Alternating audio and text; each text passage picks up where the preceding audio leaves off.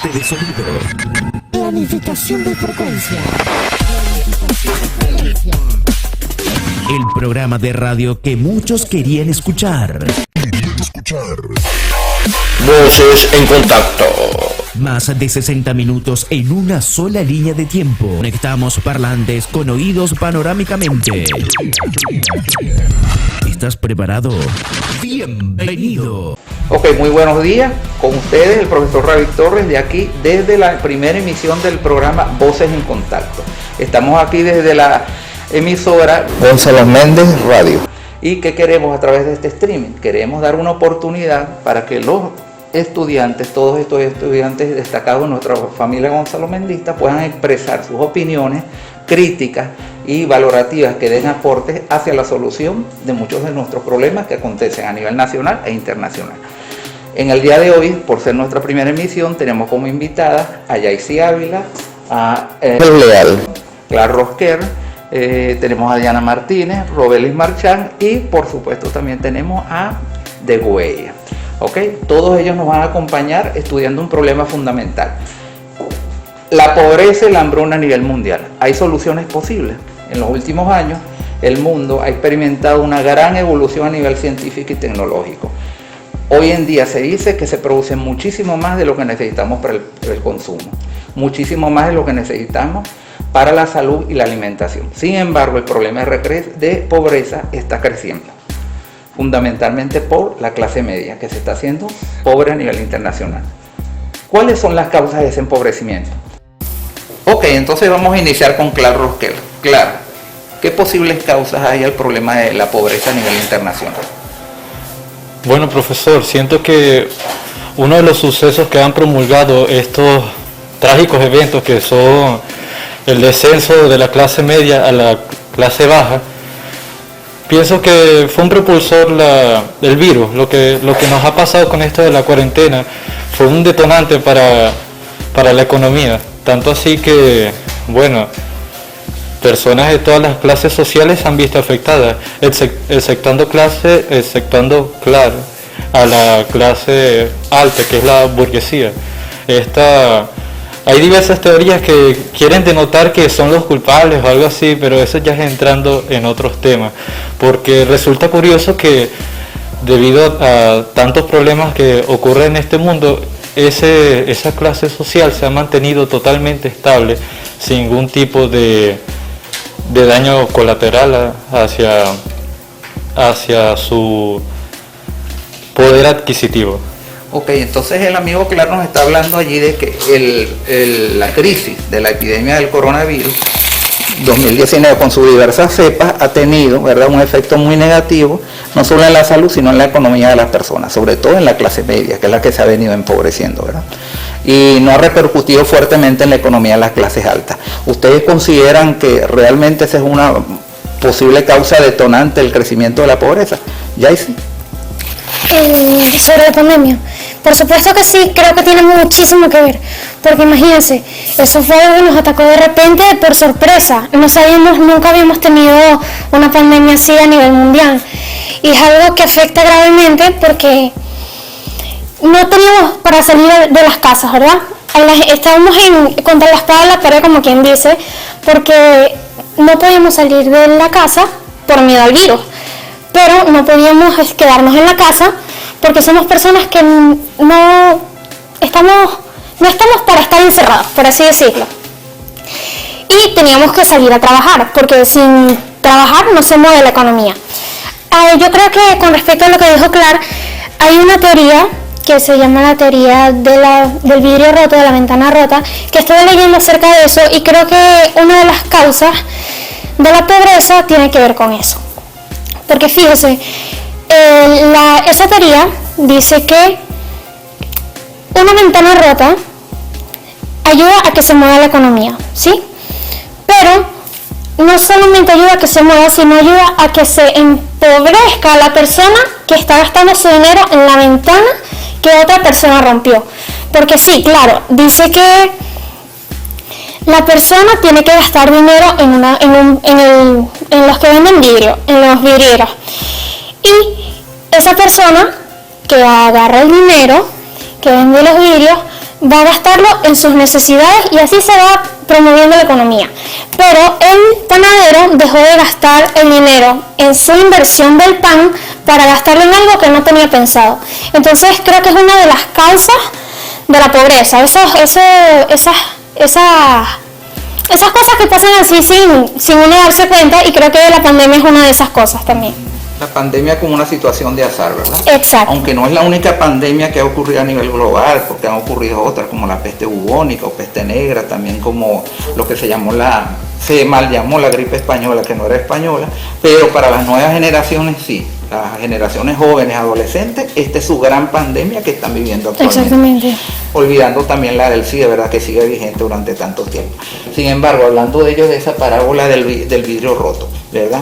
¿De qué manera esa pandemia agravó económicamente la estructura y el bienestar de la clase media? A ver. Con el comienzo de la pandemia, muchas fábricas, lugares de trabajo, centros comerciales se vieron obligados a cerrar, y medianamente cuando se iban mejorando las cosas, tuvieron que hacer recorte de personal, tuvieron que hacer limpieza, todo eso, y llegó a que muchas personas quedaron desempleadas, quedando en sus casas sin saber qué iban a hacer, prácticamente sin nada. Entonces todo eso afectó a que, la clase media, que tenía una estabilidad, por así decirlo, fue quedando sin los privilegios, si se podría decir así, que tenían, y fueron yéndose a clase baja, pobre. Algunos más que otros que fueron quedando en la pobreza absoluta, pasando hambre, como son muchos casos que podemos ver por aquí, en las calles prácticamente, que hay demasiada gente en las calles pasando hambre, niños huérfanos, pidiendo comida diariamente, dinero, más la pandemia que ha traído una gran cantidad de muertos, y todo eso ha afectado negativamente en toda la sociedad y la economía. Sinceramente es un problema muy significativo y grave, ¿verdad? Pero sin embargo, la pandemia como tal del coronavirus, ¿verdad?, es como un problema coyuntural, es decir, está ocurriendo en estos últimos años. Pero hay problemas estructurales que ocasionan la pobreza. Hay algo en el funcionamiento de ciertas sociedades, por ejemplo, nosotros estamos en unas sociedades democráticas, liberales, muchas son capitalistas, inclusive países desarrollados, y es lamentable ver cómo algunos países desarrollados tienen unos niveles y una cantidad de pobreza inmensa, por ejemplo en los Estados Unidos.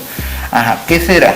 ¿Qué estará pasando en el funcionamiento de algunas de esas sociedades que son capitalistas, que pese a toda la riqueza y todo el desarrollo tecnológico hay tantísima pobreza, y en vez de estar siendo reducida, está siendo aumentada? ¿Qué me puede decir Roberly? Con respecto a la pregunta que hizo el profesor, se habla de que la pobreza crece, pero aún se mantiene el flujo como de la economía. Como dijo mi compañera, está la falacia del vidrio roto, que tiene que ver con esto. Mientras que el panadero gastaba su dinero, la persona al que el panadero iba a comprarse cualquier cosa pierde esa cantidad de dinero, y así sucesivamente. También hay ciertos gobiernos donde el dinero que se gana, o sea, que entra en los gobiernos, son dineros de narcotráfico, y del narcotráfico vienen a acarrear muchas cosas, mucha pobreza, muchas cosas, gente que gasta su dinero en drogas, en cantidad incontable de cosas que trae la droga y el narcotráfico trae coacción. Ok. Entonces ahí estamos viendo la implicación del crimen organizado, ¿verdad? Los problemas sociales, los problemas de inseguridad, como implicados en el problema de pobreza, ¿verdad? Valga la redundancia. Y también está tocando la amiga Roberly la parte individual, la parte de mi decisión personal sobre el tener más o tener menos, el vivir mejor o el vivir peor, ¿verdad? ¿Tendrá alguna razón, algún factor que es individual y personal en el que caigamos en la pobreza? ¿Qué nos dice Diana? Tengo dos puntos de vista. Hay personas que se acostumbran, por ejemplo aquí en Venezuela, se acostumbran a depender demasiado del gobierno, debido a que el gobierno da las bolsas de CLAD, los bonos y esas pequeñas cosas, y hay personas que ven más fácil esperar eso a solucionar sus problemas. Como hay personas que no le dan, la sociedad no les permite trabajar, las mujeres, hay mujeres que están con muchos hijos y simplemente no le dan trabajo porque la persona no puede trabajar porque tiene que cuidar a sus hijos y no tiene dinero para pagar una guardería o no tiene alguien a quien cuida a sus hijos y la mujer no puede trabajar. Entonces, eso es lo que pienso. Bueno, la amiga planteó un aspecto fundamental, ¿verdad? O no uno, sino varios. Por un lado, la cuestión de la dependencia de insumos y procesos y proyectos o bonos que vienen a partir del gobierno, pero que nunca satisfacen todas las necesidades. Pero por el otro también la situación, digamos, de discriminación y apartamiento, exclusión de las mujeres. A nivel internacional. Hay algunos países donde esa situación es muchísimo más grave, pero vamos a escuchar primero la participación de Clark, luego la participación de la amiga Roberly y por último la participación de la amiga Fabiola. Ok, perfecto. Diana. Ajá, sí. Bueno, mi compañera Diana llegó a un tema muy interesante porque llegamos al punto de que el pobre es pobre porque quiere. Un tema bastante controversial. A mi parecer, siento que en algunos casos sí, efectivamente el pobre es pobre porque quiere, pero hay otros que deciden obviar a algunas personas, que es que hay personas que nacen en familias disfuncionales, que su padre es un adicto, que su mamá no está presente, familias disfuncionales. También afectan muchos factores. Se hizo un estudio recientemente que hasta la distancia que tienes tú hacia tu colegio, si es muy grande, tus notas, tu promedio va a ir bajando. Fue un estudio muy pequeño para hacer saber cada pequeña cosa que influye para tu futuro. Ese niño que vive a unos 15 kilómetros de su instituto, tiene unas menores posibilidades que uno que vive cerca, y sí, fue comprobado. Y así afecta al niño que se fue a su casa sin desayunar, a su colegio sin desayunar, entre muchas otras cosas. Así nos damos cuenta de que ciertamente hay personas que tienen eso más difícil, ciertamente. Así como están las personas que deciden simplemente mantenerse así por razones personales, son adictos o X razón. Así que sí, en ciertas ocasiones el pobre es pobre porque quiere, pero no debemos obviar esos casos donde de verdad necesitan ayuda, como por ejemplo del gobierno, que tenga más en cuenta las necesidades de su pueblo. Entonces el amigo Clark nos acaba de puntualizar muchos aspectos estructurales también, por ejemplo la educación, el transporte, las facilidades, ¿verdad? Para poder cumplir y crecer como persona también afectan y generan mayor pobreza, porque hay gente que quiere adelantar y progresar, pero consigue demasiados obstáculos en el camino. Ciertamente, profesor. Roberly. Yo iba a traer al centro otra vez lo de la visibilidad de la mujer, donde se habla que la pobreza sería menos si hubiera una igualdad. Porque si la mujer recibiera el mismo trato, el mismo pago y la misma cantidad de obligaciones que un hombre en el trabajo, la pobreza se llegaría a reducir un 175%. Porque cuando ya equilibrado, como dijo mi compañera Diana, se pueden mandar a los más pequeños al colegio, a la guardería, la mamá tiene más tiempo para trabajar, el papá también, y se reparten los gastos entre los dos, dejando aparte para sus propias necesidades, quitando lo básico, vestir, comer, dormir, estudiar. Algunas empresas deciden no contratar mujeres por el hecho de que a las mujeres se les debe pagar permisos de maternidad, prenatal, postnatal, cosas que se tienen que pagar porque sí, o sea, por el asunto del gobierno. Y deciden que solo contratar hombres porque los hombres claramente no se les tiene que pagar ninguno de estos permisos, ningún permiso de lactancia, ninguna de estas cosas. Por eso, si las empresas decidieran tener como esa equidad, esa igualdad en el momento de las contrataciones y de la admisión en el trabajo, sería más fácil y más estable la economía en ciertos hogares.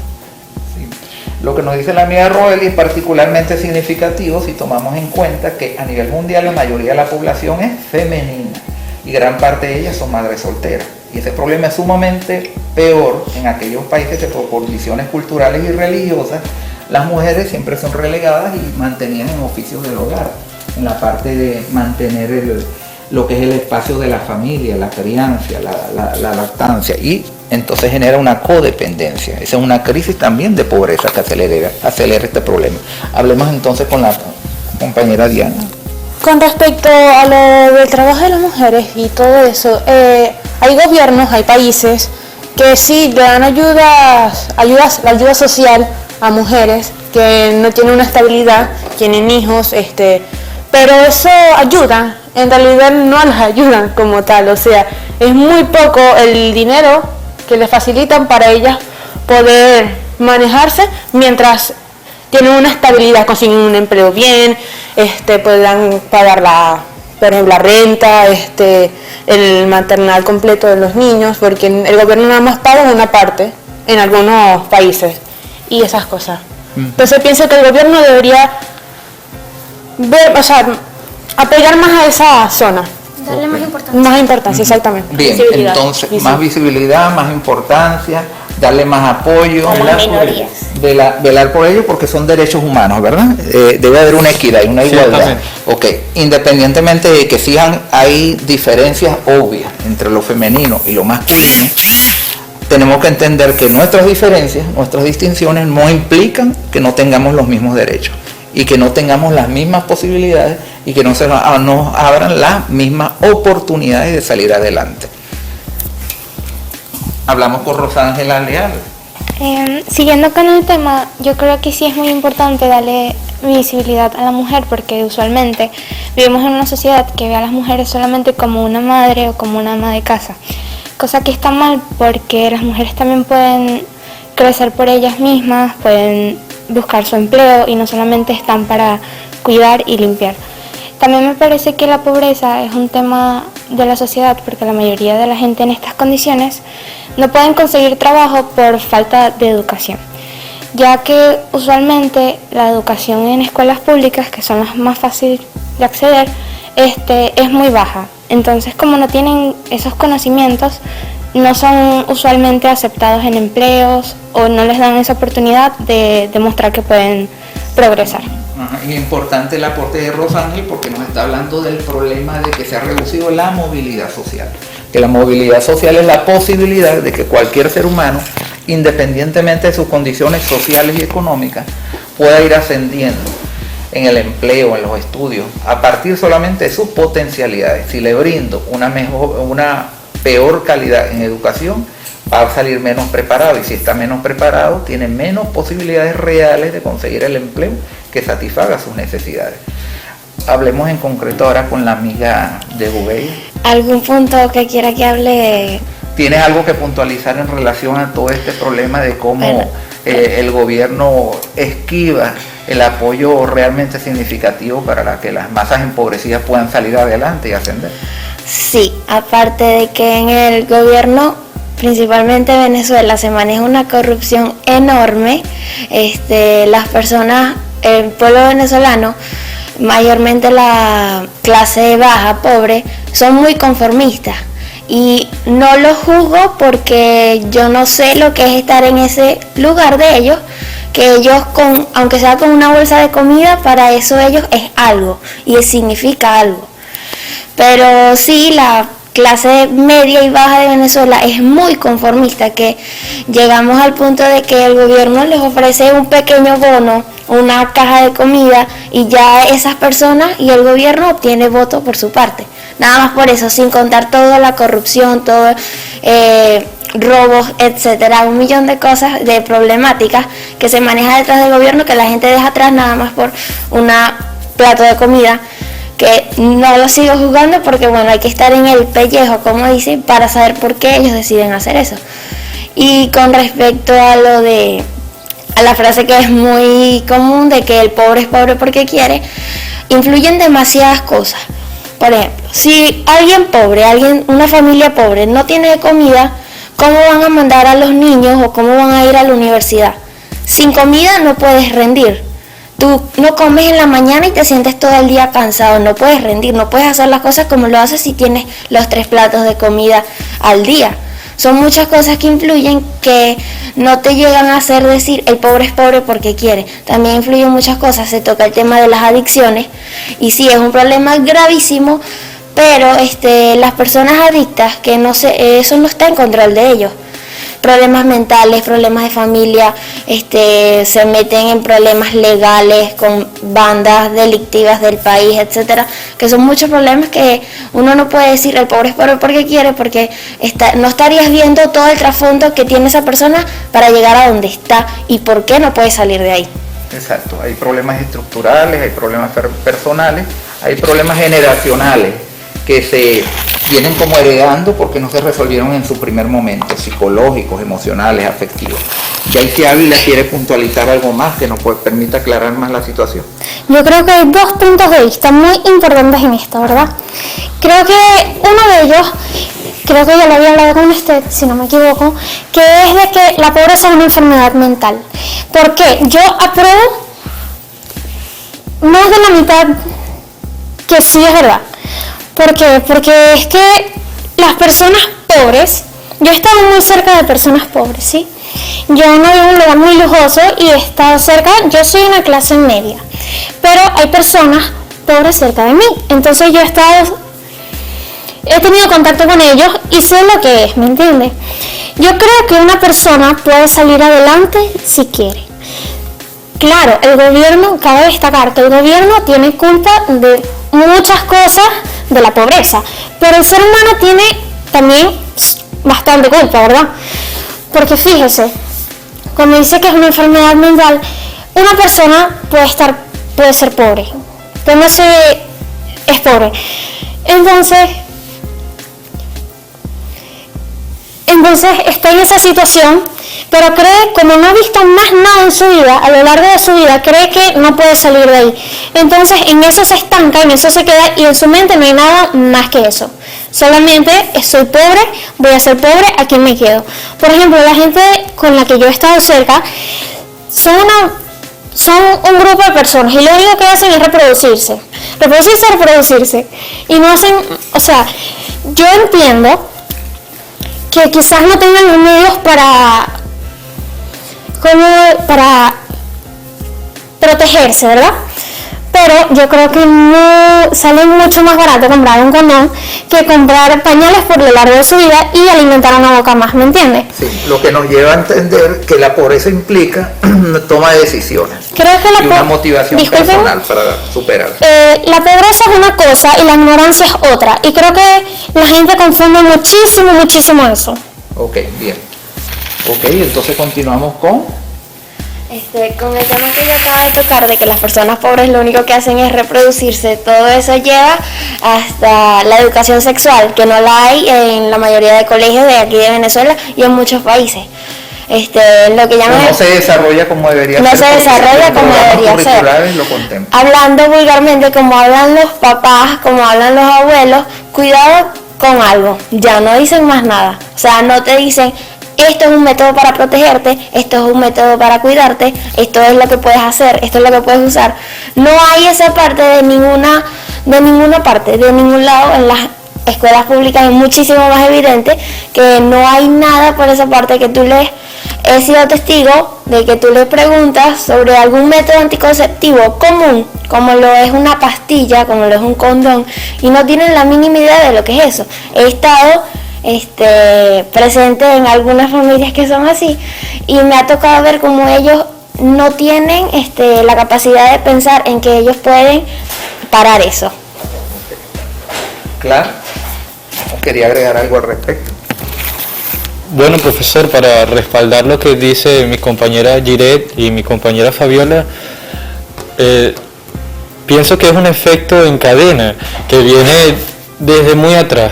El tema principal era la pobreza mundial. Ok, vamos con Latinoamérica.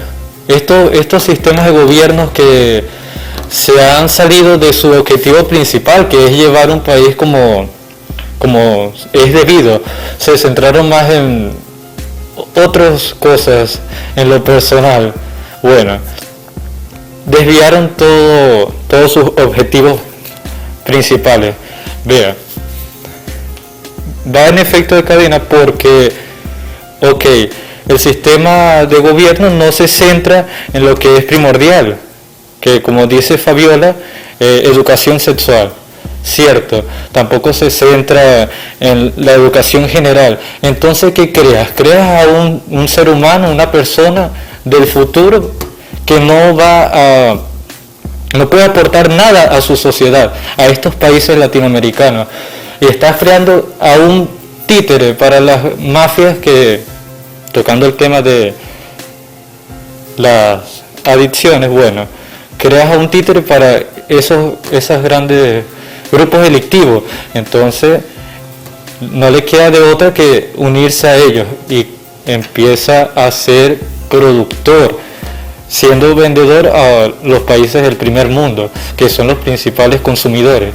Creas un títere. Ok, entonces ahí estamos viendo las secuelas más graves que se pueden generar, que gente que tiene poco poder adquisitivo o muy poca educación o muy baja calidad de vida, lamentablemente terminan en la parte delictiva. Y generalmente lo que son carne de cañón, son utilizados y ellos son los que terminan pagando las cuentas de los grandes planificadores, administradores y financistas de todo este proceso. Bueno, por ahora el problema es bastante polémico y complejo. Por cuestiones de tiempo nosotros tenemos que utilizar la radio de una manera bastante efectiva y sistemática. Y una última pregunta, y yo quiero que en una frase o en una oración pequeña ustedes me den respuesta a esto. ¿Es posible avanzar en la solución de la pobreza y la hambruna a nivel mundial? Jiré. Sí, creo que sí, con buena organización. Con buena organización, claro que se puede. Si es posible, si los gobiernos utilizan para manera positiva todo el dinero que hay detrás. Es posible si el dinero que entra al gobierno fuera un dinero correcto y un dinero bien manejado. Pienso que la pobreza nunca se va a erradicar por completo, pero sí disminuirla. Pienso que con un cambio en los sistemas de gobierno podemos lograr un avance mundial. Creo que con un avance en nuestra sociedad y más oportunidades, sí. Bueno, entonces aplausos para todos estos participantes. Y una vez más, los problemas que tenemos a nivel nacional y a nivel mundial los podemos resolver o podemos avanzar en su solución. Pero implica primero estudiarlos, reflexionar y decidir hacer la transformación, el cambio positivo. Creo y confío que con estas estudiantes y este estudiante en particular podemos salir adelante siempre y cuando ya no sean poquitos, sino que estas voces en contacto sean muchísimas en la comunidad. Nos veremos en una próxima emisión. Muchísimas gracias por su atención. Te esperamos la próxima con más entrevistas, saludos, pero además con toda la actitud. Ajuste de sonido. Planificación de frecuencia. El programa de radio que muchos querían escuchar. Voces en contacto. Más de 60 minutos en una sola línea de tiempo.